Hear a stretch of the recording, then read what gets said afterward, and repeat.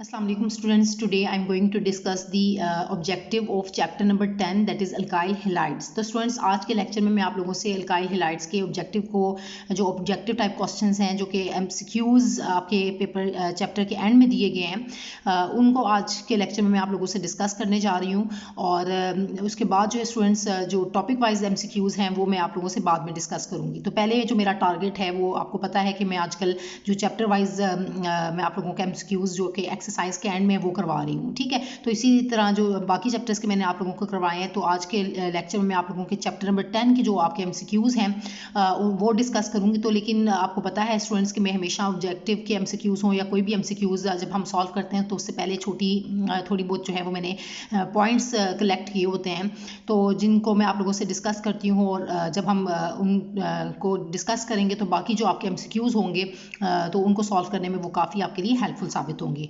तो ये पॉइंट्स हैं स्टूडेंट्स, ये आप देख रहे हैं तो ये जो कि मोस्ट इंपॉर्टेंट हैं। तो इन पॉइंट्स को पहले मैं डिस्कस करूंगी आप लोगों के साथ, ठीक है। तो फिर उसके बाद जो मैं नेक्स्ट ऑब्जेक्टिव को स्टार्ट करूंगी तो सबसे पहले हम अपने पॉइंट की तरफ चलते हैं, अपने लेक्चर की तरफ। तो स्टूडेंट्स फर्स्ट आपको बात पता होनी चाहिए कि ये आपके पास जो अल्काइल हैलाइड्स हैं हम इनको रिप्रेजेंट करते हैं। अल्काइल को रिप्रेजेंट किया जाता है R से, ठीक है। अल्काइल को किससे रिप्रेजेंट किया जाता है? R से, और हैलाइड्स को रिप्रेजेंट किया जाता है X से। तो ये तो मैंने एक्सप्लेन किया हुआ है चैप्टर में, कंप्लीट आपको प्लेलिस्ट में सारे लेक्चर्स मिल जाएंगे, लेकिन ये थोड़ा बहुत मैं फिर भी दोबारा से रिवाइज करवाना चाह रही हूँ पॉइंट्स, ताकि आपको सब कुछ याद आ जाए इस चैप्टर से रिलेटेड। तो अल्काइल हैलाइड्स में आपके पास हैलोजन एटम जो है ये स्टूडेंट्स इसके ऊपर पार्शियल नेगेटिव चार्ज होता है, और ये जो R ग्रुप है अल्काइल ग्रुप, ये लेट्स सपोज मिथाइल है, इथाइल, प्रोपाइल ग्रुप जो भी है, इसके ऊपर जो कार्बन, इसके अंदर जो कार्बन है वो क्या होगा? पॉजिटिवली चार्ज कार्बन होगा। तो आप इस तरह से भी इसको लिख सकते हैं कि CX बॉन्ड है बेसिकली, जो जिसमें हैलोजन, क्लोरीन, ब्रोमीन, आयोडीन कोई भी हो सकता है। तो यहाँ पर जो है ये इसके ऊपर पार्शियल नेगेटिव चार्ज होगा, और इसमें जो कार्बन है ये पार्शियल पॉजिटिव चार्ज है, यानी कि ये एक्ट करेगा एज एन इलेक्ट्रोफिलिक कार्बन के तौर पर, ठीक है। एज एन इलेक्ट्रोफिलिक कार्बन के तौर पर एक्ट करेगा टुवर्ड्स न्यूक्लियोफाइल्स, ठीक है। इलेक्ट्रोफाइल के तौर पर एक्ट करेगा। आप इसको इलेक्ट्रोफिलिक सेंटर भी कहते हैं, या ये जो कार्बन है इलेक्ट्रोफिलिक कार्बन कहलाएगा, इलेक्ट्रोफिलिक सेंटर या इलेक्ट्रोफिलिक कार्बन, क्योंकि आपको पता है इलेक्ट्रोफाइल की नेचर क्या होती है कि ये पार्शियल पॉजिटिवली चार्ज होता है। तो ये पार्शियल पॉजिटिवली चार्ज होता है, मैंने आपको बताया X के ऊपर पार्शियल नेगेटिव चार्ज होता है, तो कार्बन जो होगा ये पार्शियल पॉजिटिवली चार्ज होगा। तो ये एज एन इलेक्ट्रोफिलिक कार्बन के तौर पर या इलेक्ट्रोफिलिक सेंटर के तौर पर जो है वो काम करेगा। तो पहली बात तो आपने ये याद रख लेनी है, ठीक है, क्योंकि इससे रिलेटेड भी MCQs जो हैं अभी आपके इसमें आएंगे तो आप इसको सॉल्व करने में काफ़ी आपको फिर आसानी होगी, ठीक है। तो अब स्टूडेंट्स मैं नेक्स्ट पॉइंट की तरफ जाती हूँ। तो नेक्स्ट पॉइंट हमारा क्या है कि आपके पास क्लासिफिकेशन, अगर हम बात करें अल्काइल हैलाइड्स की, तो इसमें आपके पास प्राइमरी अल्काइल हैलाइड्स होते हैं, secondary and tertiary alkyl halides होते हैं। तो ये तो पहले आपको पता है कि अल्काइल हैलाइड्स में क्या होता है? C2X बॉन्ड होता है। तो अब प्राइमरी का क्या मतलब है कि अगर स्टूडेंट्स आपका फंक्शनल ग्रुप यहाँ पर हैलोजन है ना, ठीक है, हैलाइड्स की बात हो रही है तो हैलोजन है, तो फंक्शनल ग्रुप से जो साथ जो कार्बन अटैच्ड होता है, अगर वो डायरेक्टली का वर्ड बहुत इंपॉर्टेंट है, अगर वो डायरेक्टली फर्दर एक कार्बन के साथ डायरेक्टली अटैच हो, ठीक है, तो ऐसे अल्काइल हैलाइड्स को हम कहते हैं प्राइमरी अल्काइल हैलाइड्स, ठीक है। और अगर आपका हैलोजन जो है फंक्शनल ग्रुप हैलोजन जो है वो जिस कार्बन के साथ अटैच्ड है, अगर वो डायरेक्टली दो कार्बन के एटम्स के साथ डायरेक्टली अटैच होगा तो ऐसे अल्काइल हैलाइड्स को हम कहते हैं सेकेंडरी, ठीक है। और टर्शरी क्या होते हैं? जिसके अंदर जो फंक्शनल ग्रुप X है वो जिस कार्बन के साथ अटैच्ड है वो फर्दर डायरेक्टली 3 कार्बन एटम्स के साथ अटैच हो, तो ऐसे अल्काइल हैलाइड्स को हम क्या कहेंगे? Tertiary alkyl halides.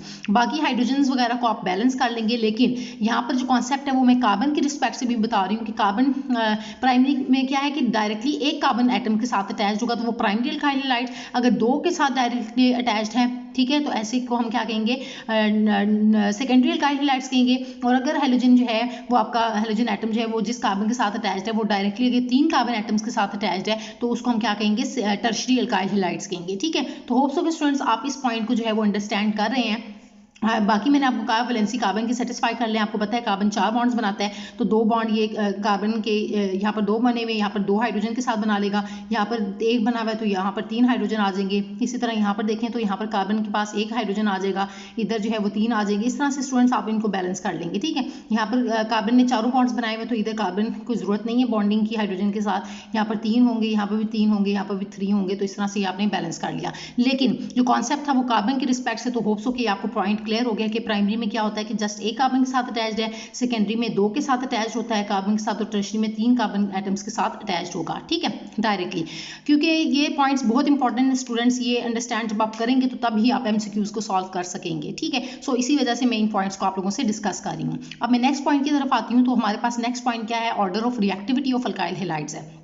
तो अब इसमें स्टूडेंट्स आपको मैंने पहले ही बताया कि अल्काइल हैलाइड्स में अगर हम ऑर्डर ऑफ रिएक्टिविटी देखें टुवर्ड्स अल्काइल्स, तो हमारे पास ऑर्डर ऑफ रिएक्टिविटी क्या होगा कि अल्काइल आयोडाइड जो है ये मोस्ट रिएक्टिव हैं। क्या होते हैं ये मोस्ट रिएक्टिव होते हैं। अब इनके पीछे रीजन भी मैं साथ बता देती हूँ कि क्यों रिएक्टिविटी इनकी ज़्यादा है, ठीक है, मोस्ट रिएक्टिव हैं। और जबकि आपके अल्काइल फ्लोराइड जो हैं ये लीस्ट रिएक्टिव हैं, ठीक है, लीस्ट रिएक्टिव हैं, ठीक है। सो इसी वजह से एरो जो है वो निशान, सॉरी एरो कह रही हूँ, ये निशान जो है वो इस तरह से दिखाया गया कि this is greater than this one this one this one, ठीक है। तो ये ऑर्डर आप देखेंगे। तो मोस्ट रिएक्टिव अब आप देखें कि इसमें आर ग्रुप है, तो आर ग्रुप की जो है वो मैंने आपको बताया कि अल्काइल ग्रुप होता है। तो अल्काइल ग्रुप में जैसे आपका मिथाइल आ गया, लेट्स सपोज हम मिथाइल की रिस्पेक्ट से देते हैं, तो होगा बेसिकली क्या, ये कार्बन ही है, ठीक है, ये क्या है, कार्बन है। तो अब देखें स्टूडेंट्स, यहाँ पर मैं बना लेती हूँ कि आप देखें कि ये कार्बन है, सारे कार्बन है। तो C2F बॉन्ड देखें, इसी तरह C2Cl बॉन्ड देखें, C2Br बॉन्ड देखें और C2I बॉन्ड देख लें, ठीक है, ये चारों बॉन्ड्स हम देख रहे हैं। तो अब आपको पता है स्टूडेंट्स कि ये जो कार्बन टू फ्लोरीन बॉन्ड होता है, ये क्या होता है, मतलब बॉन्ड्स तो सारे पोलर हैं। क्यों? क्योंकि ये हाईली इलेक्ट्रोनेगेटिव एलिमेंट है, पार्शियल नेगेटिव चार्ज होगा इन सब के ऊपर, पार्शियल नेगेटिव, और जो है वो कार्बन के ऊपर क्या होगा, चार्ज पार्शियल पॉजिटिव। तो पोलैरिटी तो इसके अंदर मौजूद है, पोलर बॉन्ड है, बॉन्ड क्या है, पोलर है। अब इनमें जो आप देखें कि इलेक्ट्रोनेगेटिविटी डिफरेंस की रिस्पेक्ट से स्टूडेंट्स अगर हम देखें इनका ऑर्डर ऑफ रिएक्टिविटी, तो आपको ये मैंने डिस्कस किया हुआ है कि फ्लोरीन जो है वो हाईली इलेक्ट्रोनेगेटिव एलिमेंट है, इसकी इलेक्ट्रोनेगेटिविटी वैल्यू क्या है, 4.0 है। इसी तरह क्लोरीन की अगर हम देखें तो वो ऑलमोस्ट होती है 3.5 होती है,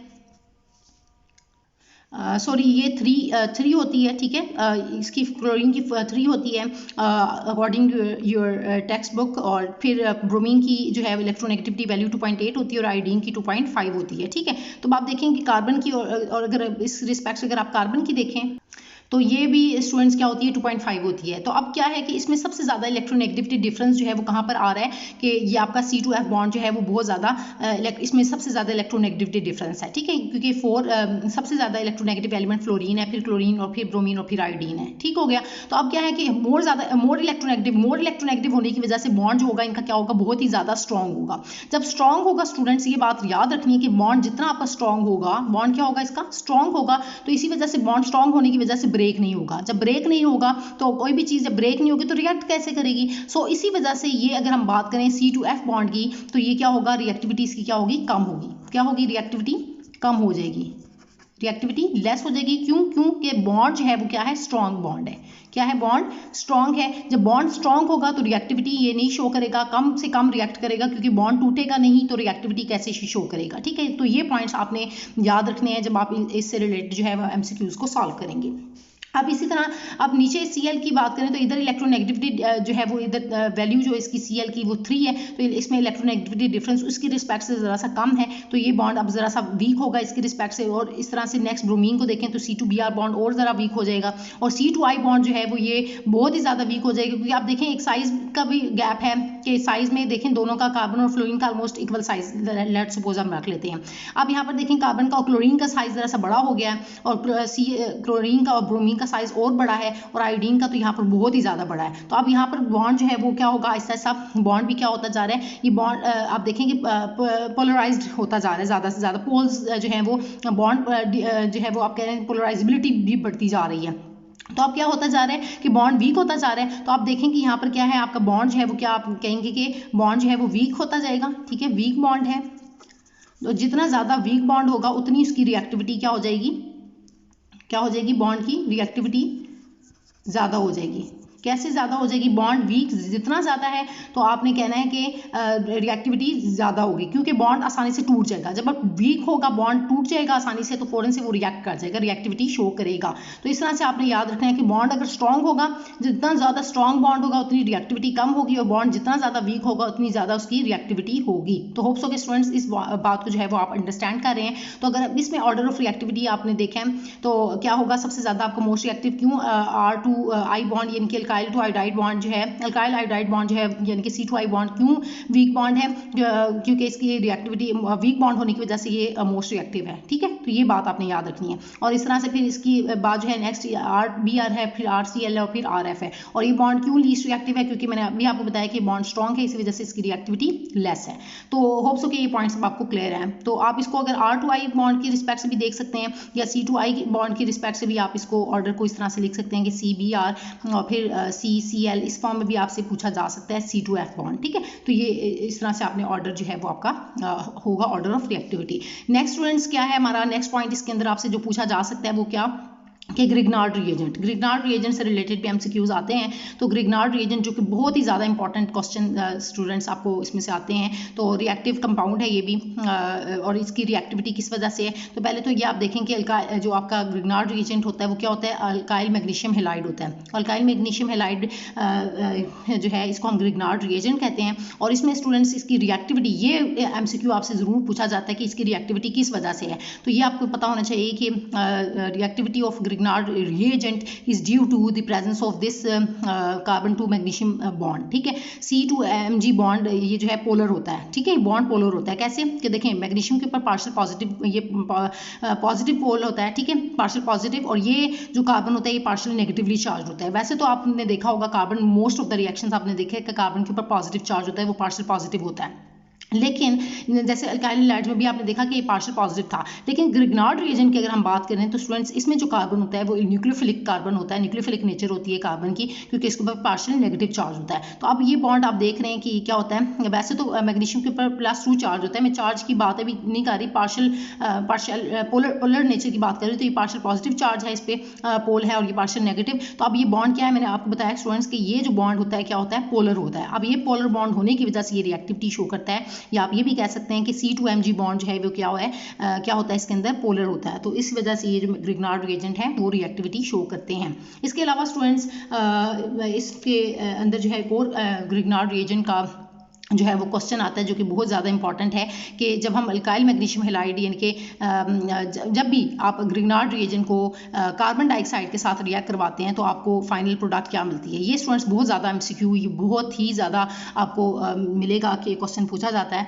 तो आपको इसमें स्टूडेंट्स कार्बोक्सिलिक एसिड्स मिलते हैं। क्या मिलते हैं, कार्बोक्सिलिक एसिड्स। तो ये अभी जस्ट मैं बता रही हूँ कि कार्बोक्सिलिक एसिड मिलता है, कार्बोक्सिलिक एसिड्स मिलते हैं। लेकिन कौन सा वाला कार्बोक्सिलिक एसिड मिलेगा वो डिपेंड करता है आपके R ग्रुप पे। ठीक है, कैसे कि अगर मैं लेट सपोज कहती हूँ कि एक मिथाइल जस्ट R का आपके यहाँ पर जो R लगा हुआ है, कौन सा वाला लगा हुआ है, लेट सपोज स्टूडेंट्स यहाँ पर मैं यहाँ पर मेंशन कर देती हूँ। देखिए यहाँ पर कि आपका R ग्रुप लेट सपोज कि वो मिथाइल है, मिथाइल मैग्नीशियम हेलाइड है। ठीक है, हेलाइड कोई भी क्लोराइड ब्रोमाइड ले लें। ठीक है, और साथ में CO2 है। अब यहाँ से एक कार्बन यहाँ से आएगा, एक कार्बन यहाँ से आएगा, तो आपका कौन सा वाला एसिड बनना है ना, मैंने आपको पहले ही बता दिया कार्बन डाइऑक्साइड के साथ रिएक्शन में हमेशा ये आपको क्या देगा, कार्बोक्सिलिक एसिड्स देगा। तो कौन सा वाला एसिड मिलेगा, 2 कार्बन वाला एसिड मिलेगा। कौन सा वाला एसिड मिलेगा, 2 कार्बन वाला, तो CH3 C double bond O and OH मिलेगा। कार्बोक्सिलिक एसिड कौन सा मिलेगा, एसिडिक एसिड मिलेगा, जिसको आप एथेनोइक एसिड भी कहते हैं। ठीक है, लेकिन अगर यहाँ पर मिथाइल की जगह में इथाइल ले लेती हूँ, इथाइल ले लेती हूँ, तो यहाँ पर क्या हो जाएगा, इथाइल में CH3 CH2 होता है। तो अब इसमें कौन सा एसिड मिलेगा, 3 कार्बन वाला, 1 2 3, तो फिर इसमें प्रोपोनोइक एसिड मिल जाएगा। तो फिर जो सा आप अल्काइल लेंगे उसकी रिस्पेक्ट से स्टूडेंट्स आपके पास जो है एसिड आएगा। तो वो मैंने आपको बताया है कि एक आपका यहाँ से ग्रुप जो है वो कौन सा है उस पर डिपेंड करता है, दूसरा एक कार्बन तो आपका कार्बन डाइऑक्साइड मॉलिक्यूल में से आ जाएगा। ठीक है, तो वो वाला रिस्पेक्टिव कंपाउंड आपको मिलेगा। जैसे मैंने भी आपको बताया ना कि मिथाइल अगर आप ले रहे हैं, यहाँ पर अल्काइल मिथाइल लेंगे तो आपका एसिड कौन सा आपको मिलेगा, एथेनोइक एसिड, 2 कार्बन वाला, क्योंकि एक कार्बन इधर से आएगा, एक इधर से आएगा। अगर आपने जो है प्रोपोनोइक एसिड बनाना है तो यहाँ पर क्या लेंगे आप, 2 कार्बन वाला लेंगे अल्काइल, और एक कार्बन यहाँ से आएगा, तो 3 कार्बन वाला आपको एसिड मिल जाएगा।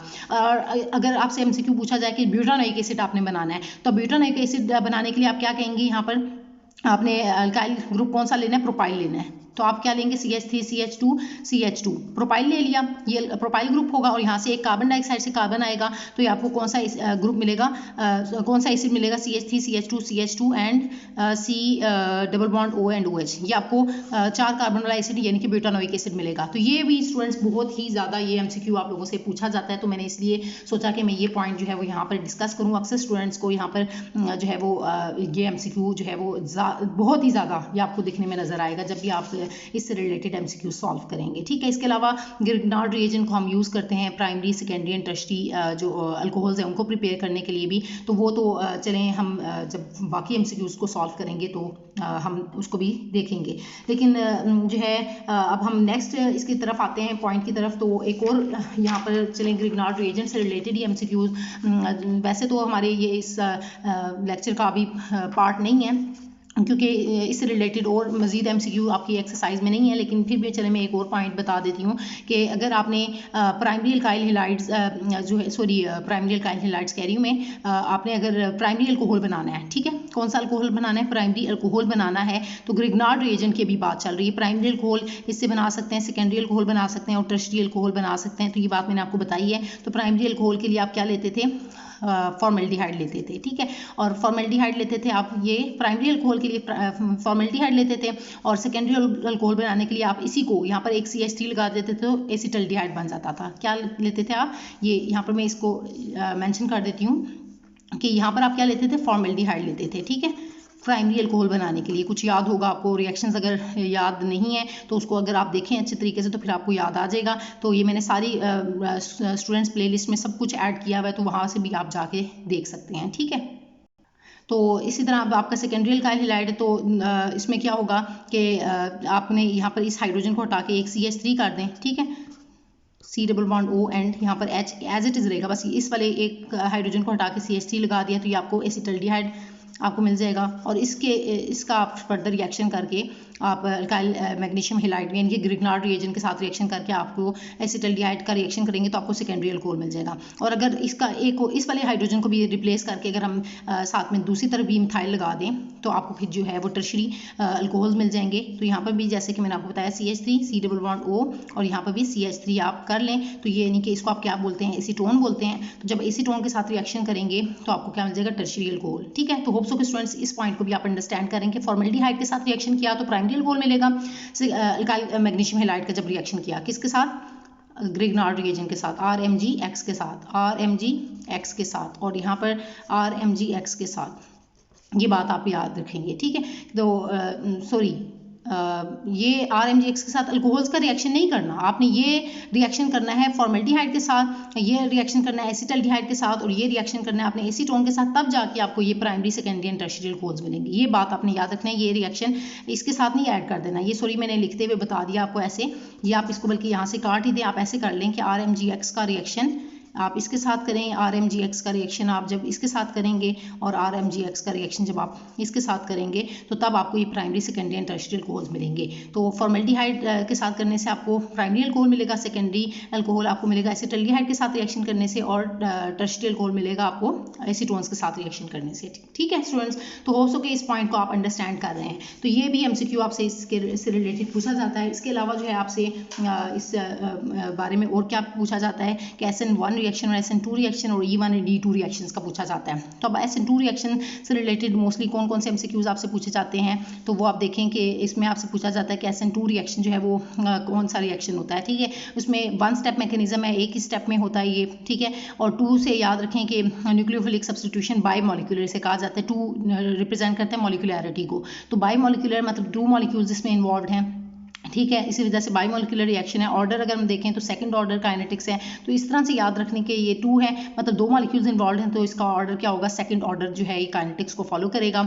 और इसके अलावा रेट को अगर हम देखें तो रेट जो है वो स्टूडेंट्स इनमें डिपेंड करता है, that is directly proportional to the concentration of alkyl halide और एज वेल एज न्यूक्लियोफाइल, ठीक है। तो दो चीज़ों पर है सेकंड ऑर्डर, इसी वजह से कहा जा रहा है कि रेट जो है वो दोनों पर डिपेंड कर रहा है, दोनों की कंसंट्रेशन पे। एक कंसंट्रेशन ऑफ अल्काइल हैलाइड ये एक 1 लिख दिया, और एक डिपेंड करता है कंसंट्रेशन ऑफ न्यूक्लियोफाइल, तो 1 + 1, ये 1 + 1 = 2 होता है। तो इसी वजह से इसको हम कहते हैं कि कौन सी काइनेटिक्स है, सेकंड ऑर्डर काइनेटिक्स। तो होप्स हो के स्टूडेंट्स रेट का भी आपको पता चल गया। बायोमोलिकुलरिटी आपने पहले बताया कि 2 मॉलिक्यूल्स हैं, इसी वजह से biomolecular reaction order second order है, रेट जो है वो कंसंट्रेशन ऑफ अल्काइल हैलाइड और न्यूक्लियोफाइल पर डिपेंड करता है, दोनों पर। अब इसकी रिस्पेक्ट से अगर हम SN1 की रिस्पेक्ट से देखें तो जस्ट मैंने हमेशा स्टूडेंट्स को कहती हूँ कि एक बात को याद रखें तो दूसरी आपको ऑटोमेटिकली याद आ जाती है। तो इस तरह से आपको MCQs को सॉल्व करने में भी आसानी होती है। अगर आप दोनों चीज़ें याद रखेंगे तो स्टूडेंट्स वो आप फिर हो जाएंगे कन्फ्यूज़ और फिर आपको काफ़ी डिफिकल्टी होगी। तो SN2 में आपने जब याद रख लिया तो बाकी चीज़ आपको खुद याद रखनी है, ऐसे कि SN1 बिल्कुल इसका ऑपोजिट हो जाएगा क्या कि इसमें वन स्टेप मैकेनिज्म की जगह क्या है टू स्टेप मैकेनिज्म इन्वॉल्व हैं। फर्स्ट स्टेप जो होता है वो स्लो होता है और सेकंड स्टेप जो है वो फास्ट होता है, टू स्टेप मैकेनिज्म है। इसके अलावा वन किसको रिप्रेजेंट करता है, एक को वन रिप्रेजेंट करता है यूनिक को, यूनी मीन्स वन। तो यूनिमोलिकुलर मतलब क्या है कि इसमें जस्ट वन मॉलिक्यूल जो है वो इन्वॉल्व होगा, सो इसी वजह से हम इसको कहते हैं यूनिमोलिकुलर रिएक्शन कहते हैं। इसके अलावा जो है वो इसके अलावा फर्स्ट ऑर्डर काइनेटिक्स, हम इसमें जो काइनेटिक्स है वो फर्स्ट ऑर्डर काइनेटिक्स है। इसका ऑर्डर क्या होगा, फर्स्ट ऑर्डर। क्यों फर्स्ट ऑर्डर होगा, क्योंकि रेट जो है वो डिपेंड करता है only on the concentration of alkyl halide molecule. यहाँ पर जस्ट वन इस पे अल्काइल हैलाइड मॉलिक्यूल यानी कि सबस्ट्रेट पे जस्ट अल्काइल हैलाइड पे डिपेंड करता है इसका रेट, वो न्यूक्लियोफाइल पर डिपेंड नहीं करता, क्योंकि न्यूक्लियोफाइल इसके स्लो स्टेप में न्यूक्लियोफाइल इन्वॉल्व नहीं होता, वो फास्ट स्टेप में होता है। तो आपको पता है rate determining step slow step होता है और उसमें न्यूक्लियोफाइल मौजूद ही नहीं है, just one molecule alkyl halide का इन्वॉल्व होता है। सो इसी वजह से जो है वो इसका rate concentration of alkyl halide पे ही डिपेंड करता है, ना कि न्यूक्लियोफाइल पे। सो इसी वजह से वन है, तो इसी वजह से फर्स्ट ऑर्डर काइनेटिक्स है। तो जब आपने वन देखा तो आपको फौरन याद रखना है कि फर्स्ट ऑर्डर काइनेटिक्स, अगर टू देखा तो आपने कहना है सेकंड ऑर्डर काइनेटिक्स। अब इसको स्टूडेंट्स E1 और E2 की रिस्पेक्ट से भी आप देख लें कि अगर इसको साथ ही E2 भी लिख देते हैं तो E2 के अंदर भी सारा कुछ सेम होगा कि वन स्टेप मैकेनिज्म होगा, बायोमोलिकुलर रिएक्शन होगा, ऑर्डर जो है वो सेकंड ऑर्डर काइनेटिक्स होगी, रेट जो है वो कंसंट्रेशन ऑफ अल्काइल हैलाइड पर डिपेंड करेगा। और न्यूक्लियोफाइल की बजाय यहाँ पर बेटर है कि एलिमिनेशन रिएक्शन में बेसिकली बेस होती है, जो कि बीटा हाइड्रोजन का होना मस्ट होता है। तो एलिमिनेशन रिएक्शन हैं ये, तो इसमें बेस का होना मस्ट होता है, ठीक है। तो यहाँ पर न्यूक्लियोफाइल की जगह जस्ट आप बेस कर लें, ठीक है।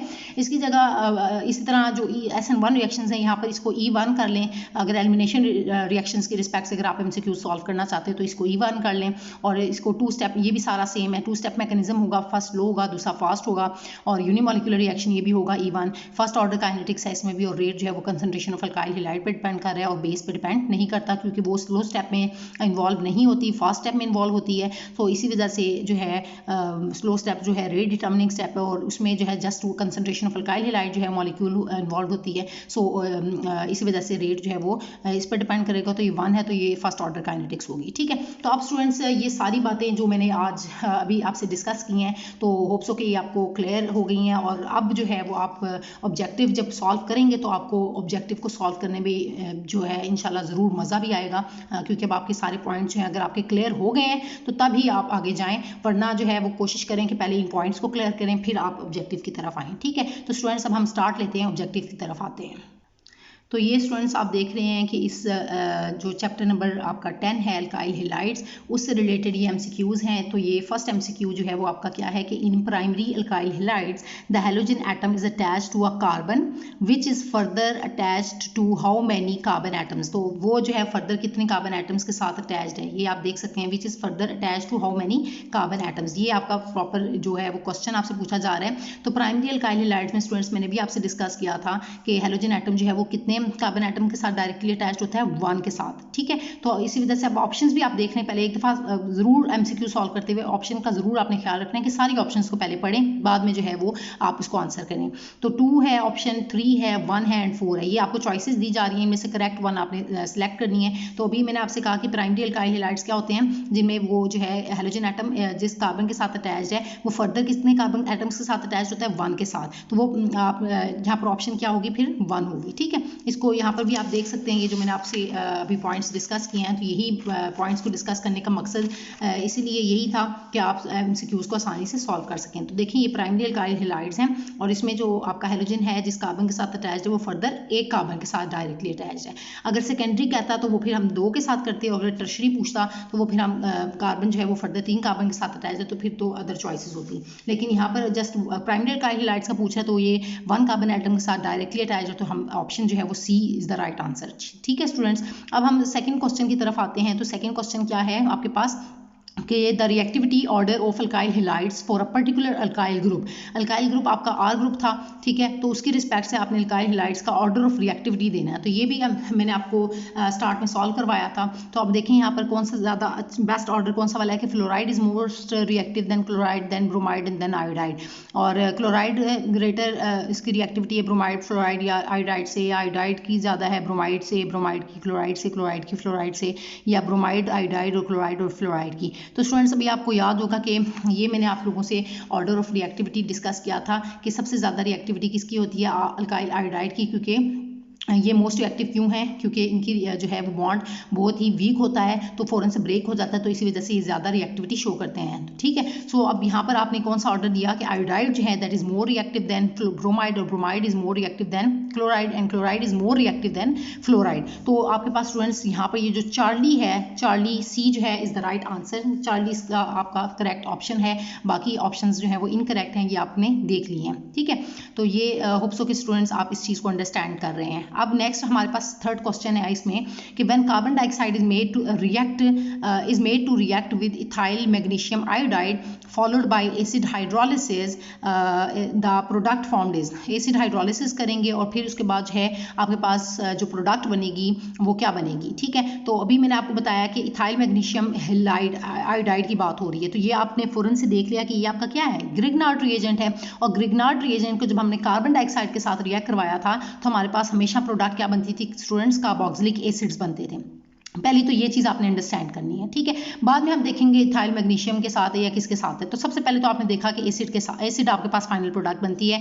ये भी मैंने आप लोगों को एमसीक्यू सॉल्व करवाते हुए बताया था, सॉल्व करने से पहले बताया था कि जब भी आप RMgX का इथाइल मैग्नीशियम हैलाइड का रिएक्शन कार्बन डाइऑक्साइड के साथ करेंगे तो स्टूडेंट्स हमेशा आपको फाइनल प्रोडक्ट क्या मिलती है, कार्बोक्सिलिक एसिड्स मिलते हैं। ठीक है, फाइनल आपको कार्बोक्सिलिक एसिड्स मिलते हैं जिसके अंदर क्या होता है, आपका carboxylic acid group COOH group मौजूद होता है। ठीक है, तो आप देखें कि यहाँ पर आपका जो ऑप्शंस दी जा रही हैं कि प्रोपेन है, प्रोपेनोइक एसिड है, प्रोपानल है या प्रोपानोल है, तो आपने देखा कि ये एसिड है। ठीक है, प्रोपेनोइक एसिड, ये ऑप्शन सही होगी। लेकिन अब इसमें से अगर मजीद एसिड्स होते तो फिर तो आप जाके देखते कि कौन सा वाला एसिड मिलेगा। तो अब देखें यहाँ पर इथाइल है, ठीक है, 2 कार्बन वाला, और साथ में एक कार्बन डाइऑक्साइड से कार्बन आ जाएगा तो 3 कार्बन इस तरह से बन जाएंगे, तो आपको कौन सा एसिड मिलेगा, प्रोपानोइक एसिड मिलेगा, 3 कार्बन वाला एसिड। तो होप सो के स्टूडेंट्स आप मेरे इस पॉइंट को अंडरस्टैंड कर रहे हैं। अगर यहाँ पर इथाइल की जगह मिथाइल मैग्नीशियम आयोडाइड कहता और कार्बन डाइऑक्साइड के साथ रिएक्ट करवाता तो तब आपको प्रोपानोइक एसिड की बजाय एथानोइक एसिड मिलता। लेकिन अभी यहाँ पर चॉइस ही उन्होंने बहुत ईजी दी है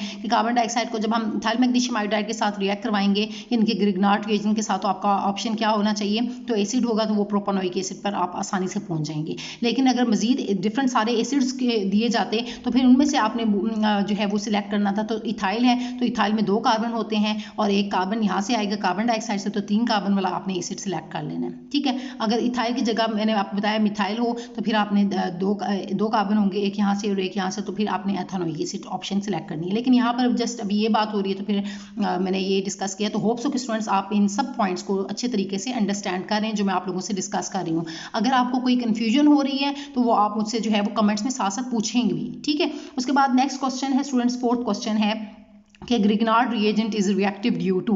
अब ये वाला क्वेश्चन मैं आप लोगों से स्टार्ट में डिस्कस किया था कि रिएक्टिविटी, ग्रिग्नार्ड रिएजेंट की रिएक्टिविटी से रिलेटेड क्वेश्चन पूछा जाता है। और वो रिएक्टिव क्यों होते हैं, क्योंकि इनके अंदर जो कार्बन टू मैग्नीशियम बॉन्ड होता है वो क्या होता है, पोलर होता है। ठीक है, ये बात मैं आपसे डिस्कस की थी, होप सो कि आपको याद हो। तो आप देखें, हम चॉइसेस भी देख लेते हैं कि the presence of halogen atom की वजह से रिएक्टिव है, वो कह रहे हैं the presence of magnesium atom, presence of magnesium atom की वजह से, या polarity of carbon to magnesium bond, या नन ऑफ द अबव। तो आपको पता है कि पोलैरिटी की वजह से है। So Charlie is the right option. The correct option is the polarity of carbon to magnesium bond. Carbon to magnesium bond इनका पोलर होने की वजह से ये रिएक्टिविटी शो करता है।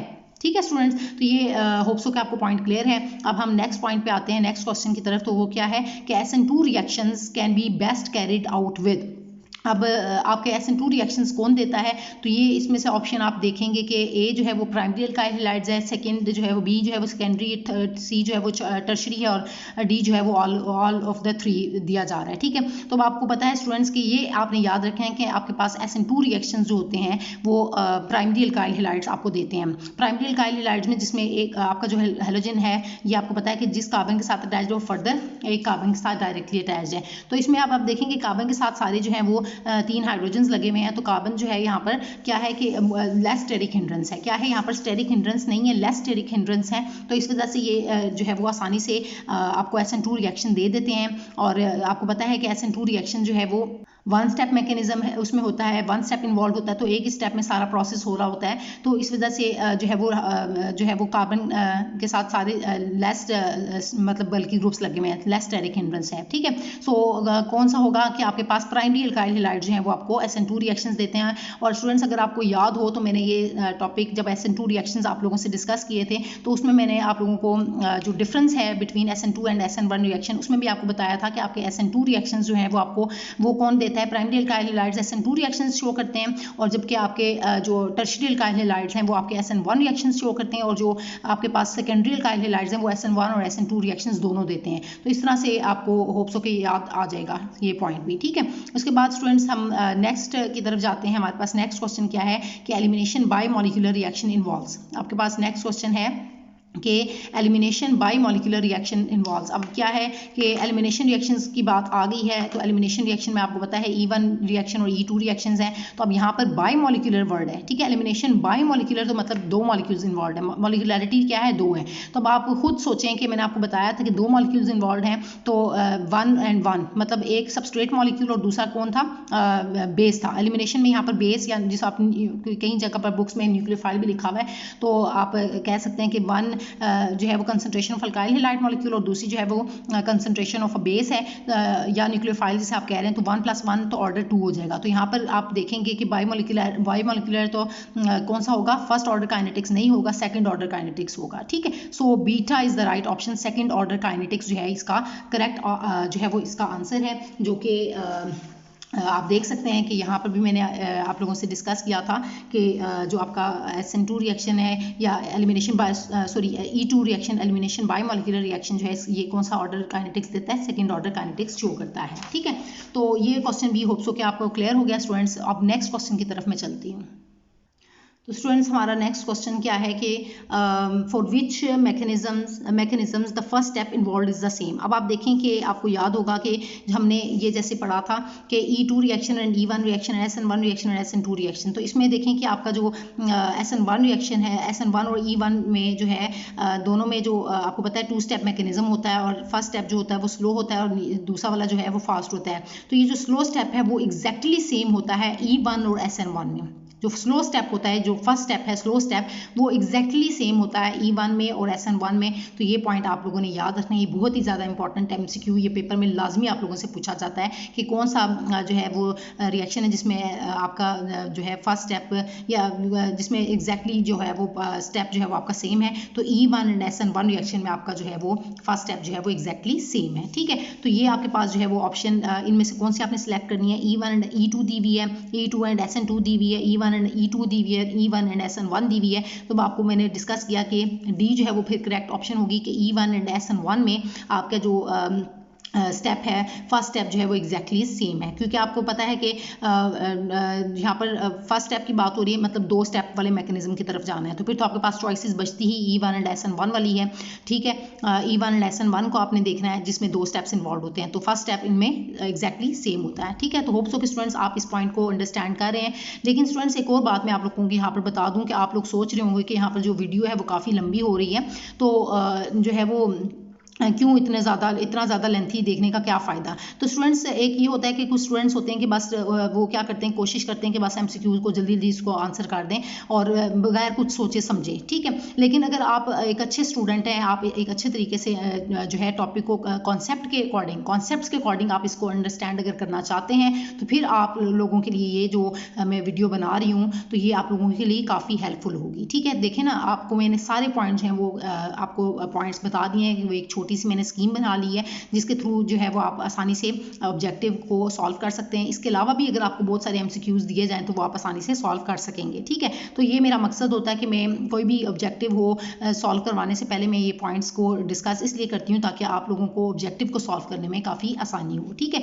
तो आप स्टूडेंट्स हम नेक्स्ट पॉइंट की तरफ आते हैं। तो अल्काइल हैलाइड्स जो हैं they are considered to be very reactive compounds towards nucleophiles की तरफ ये रिएक्टिव किस वजह से हैं, because they have an electrophilic carbon उसके अंदर होता है, they have an electrophilic carbon and a good leaving group. उसके बाद जो है क्वेश्चन है कि they have an electrophilic carbon and a bad leaving group and they have a nucleophilic carbon and a good leaving group.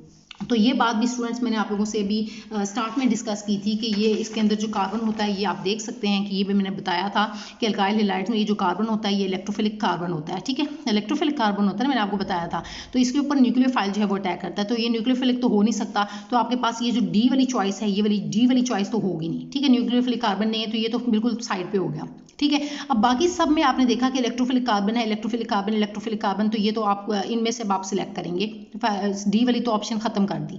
अब बाकी 3 में जाना है, ए बी एंड सी में, तो इलेक्ट्रोफिलिक कार्बन वाली चॉइस है, लेकिन आगे भी तो देखें ना कि and a good leaving group, तो आपको पता होना चाहिए कि ये जो एक्स होता है स्टूडेंट्स यहाँ पर हैलाइड जो है ये आपका जो है वो गुड लिविंग ग्रुप के तौर पर एक्ट करता है, ठीक है। तो ये आपने याद रखना है कि जो आपके हेलोजेंस हैं ये good living groups, halide ions जो हैं वो आपके हैलाइड जो हैं वो गुड लिविंग ग्रुप्स होते हैं। तो इनमें चॉइस क्या होगी, बेस्ट वाली कौन सी होगी, फिर दे have an electrophilic carbon and good leaving group, so beta is the right option, ठीक है स्टूडेंट्स। तो आपने ये बी जो है वो आपने सेलेक्ट करनी है, बैड लिविंग ग्रुप्स नहीं होते क्योंकि जो आपके हैलाइड्स हैं वो गुड लिविंग ग्रुप्स होते हैं, तो आपने ये वाली सिलेक्ट कर लेनी है चॉइस, ठीक है।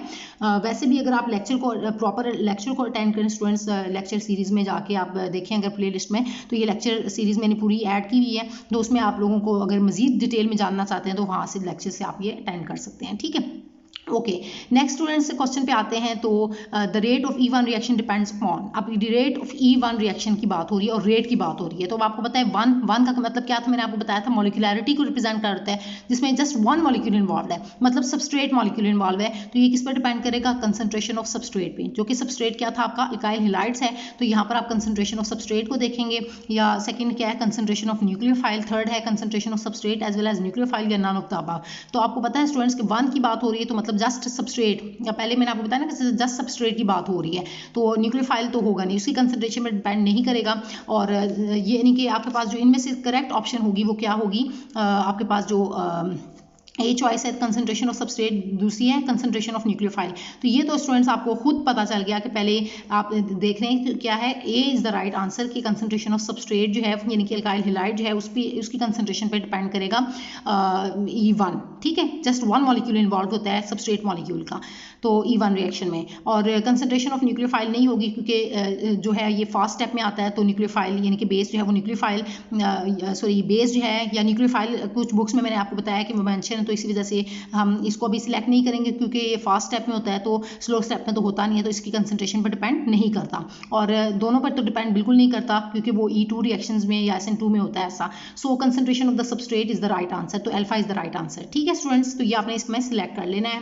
उसके बाद जो है वो लास्ट में आपके पास आ जाता है, लास्ट क्वेश्चन है which one of the following is the not a nucleophile. तो स्टूडेंट्स न्यूक्लियोफाइल कौन सा नहीं है, तो जस्ट इसको एक पॉइंट को आसानी से समझ लें कि न्यूक्लियोफाइल आपका क्या होता है, जो कि या तो वो लॉन पेयर ऑफ इलेक्ट्रॉन्स उसके पास मौजूद होंगे या फिर वो नेगेटिवली चार्ज होगा, ठीक है। सॉरी ये मैंने ऊपर मेंशन कर दी, यहाँ पर करें तो न्यूक्लियोफाइल क्या होता है कि जिसके पास या तो क्या हो लॉन पेयर ऑफ इलेक्ट्रॉन्स मौजूद हों या फिर उसके पास जो है वो नेगेटिव चार्ज हो। अब ये दो बातें आपने अंडरस्टैंड करनी है कि या तो लॉन पेयर ऑफ इलेक्ट्रॉन्स उसके ऊपर मौजूद हों या फिर नेगेटिव चार्ज होगा, तो वो क्या होगा आपके पास न्यूक्लियोफाइल होगा, ठीक है। अब इसमें देखें कि यहाँ पर ऑप्शन दे रहा है which one is not a nucleophile, कौन सा न्यूक्लियोफाइल नहीं है। तो आप देखें कि ये वाटर जो है ये न्यूक्लियोफाइल है क्योंकि इसके ऊपर ऑक्सीजन के ऊपर जो है वो दो लॉन पेयर ऑफ इलेक्ट्रॉन्स मौजूद होते हैं, तो ये तो न्यूक्लियोफाइल है, ठीक है। तो ये ऑप्शन नहीं हो सकती। फिर यहाँ पर H2S में देखें आप सल्फर जो है इसके ऊपर भी जो है दो लॉन पेयर ऑफ इलेक्ट्रॉन्स मौजूद होते हैं, तो ये भी न्यूक्लियोफाइल के तौर पर नहीं हो सकता एक्ट। यहाँ पर ये भी न्यूक्लियोफाइल जो है ये भी न्यूक्लियोफाइल है, ये भी न्यूक्लियोफाइल है, ये भी न्यूक्लियोफाइल है। वो ये पूछ रहा है कि कौन सा न्यूक्लियोफाइल नहीं है, ठीक है। तो ये वाटर जो है वो न्यूक्लियोफाइल है, ये भी न्यूक्लियोफाइल है, H2S भी न्यूक्लियोफाइल है। और इसके अलावा जो अमोनिया को देखें स्टूडेंट्स, आप देखें तो आपको पता है अमोनिया के अंदर जो है नाइट्रोजन के ऊपर एक लॉन पेयर ऑफ इलेक्ट्रॉन मौजूद होता है, नाइट्रोजन के ऊपर, तो ये इसके ऊपर भी लॉन पेयर ऑफ इलेक्ट्रॉन मौजूद होता है। तो ये तीनों तो आपके पास लॉन पेयर वाले हैं, तो मतलब ये क्या है न्यूक्लियोफाइल है। मैंने आपको पहले ही पहचान बता दी थी कि न्यूक्लियोफाइल की पहचान क्या होगी कि इसके पास लॉन पेयर ऑफ इलेक्ट्रॉन मौजूद होंगे या वो नेगेटिव चार्ज होगा, ठीक है। तो ये न्यूक्लियोफाइल होगा, ये मैंने इसकी आपको पहचान बताई थी। तो अब ये चीज़ तो आपके लिए आसान होगी। तो ये तीनों तो क्या है, इनके पास लॉन पेयर ऑफ इलेक्ट्रॉन मौजूद है, ये तो न्यूक्लियोफाइल है। तो इनमें से बचा कौन सा है, BF3 है जो कि इलेक्ट्रॉन डेफिशिएंट मॉलिक्यूल है, तो इनमें इलेक्ट्रॉन्स नहीं होते, सो ये BF3 जो है it is not a nucleophile. तो ये स्टूडेंट्स आपने लास्ट ऑप्शन जो है वो इसकी C जो है वो इसमें करेक्ट ऑप्शन है। तो होप सो कि स्टूडेंट्स जो मैंने आज का लेक्चर आप लोगों से डिस्कस किया है चैप्टर नंबर 10 के जो लेक्चर भी आप कह सकते हैं। तो जो चैप्टर नंबर 10 अल्काइल हैलाइड्स के जो मैंने एमसीक्यूज ऑब्जेक्टिव आपसे डिस्कस किया, तो होप्स ऑफ स्टूडेंट्स वो आपको क्लियर हो गया है। और आज के लेक्चर से रिलेटेड स्टूडेंट्स अगर आपके माइंड में स्टिल कोई भी कन्फ्यूजन है किसी भी एमसीक्यू से रिलेटेड, तो स्टूडेंट्स वो आप मुझसे कमेंट्स में पूछ सकते हैं। या इसके अलावा कोई आपके एमसीक्यूज आपके माइंड में आ रहा है तो वो आप जो है ज़रूर शेयर करें, ताकि जो है वो और स्टूडेंट्स को भी पता चले, और जो है वो मैं इसको भी कोशिश करूँगी कि मैं ज़रूर रिस्पॉन्ड करूँ। और तो स्टूडेंट्स फिर मिलते हैं नेक्स्ट लेक्चर में, जो कि आपका चैप्टर नंबर 11 है। तो अल्कोहल्स, फिनोल्स एंड एथर्स, उसको फिर मैं सॉल्व करवाऊंगी इसकी एक्सरसाइज को। तो स्टूडेंट्स आपने इन सारे पॉइंट्स को अच्छे तरीके से रेडी करना है, ताकि आपको जब भी कभी किसी टेस्ट वगैरह में अपीयर होना हो तो वो आप आसानी से अपीयर हो सकें। तो thank you so much students.